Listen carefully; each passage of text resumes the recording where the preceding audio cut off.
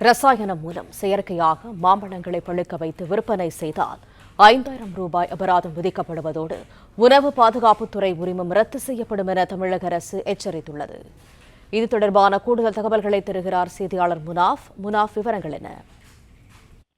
ரசாயனம் கலந்த மாம்பழங்களை விற்பனை செய்தால் 5,000 ரூபாய் அபராதம் மற்றும் உணவு பாதுகாப்புத்துறை உரிமம் ரத்து செய்யப்படும் என தமிழ்நாடு உணவு பாதுகாப்புத்துறை தற்போது எச்சரிக்கை விடுத்திருக்கிறது. மாம்பழங்கள் மொத்தம் மற்றும் சில்லறை விற்பனை கடைகளில் ரசாயனம் பயன்படுத்தி செயற்கை முறையில் பழுக்க வைக்கப்படுகிறதா என ஆய்வு மேற்கொள்ளும் உணவு பாதுகாப்புத்துறை உத்தரவு வழங்கியிருக்கிறது.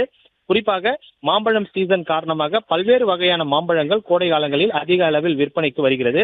பொதுமக்கள் அதிகம் விரும்பி சாப்பிடும் நிலையில் உடலுக்கு தீங்கு விளைவிக்கும் வகையில் செயற்கை முறையில் ரசாயன பொருட்களை பயன்படுத்தி மாம்பழங்களை பழுக்க வைக்கக்கூடாது என உணவு பாதுகாப்புத்துறை எச்சரிக்கை விடுத்திருக்கிறது.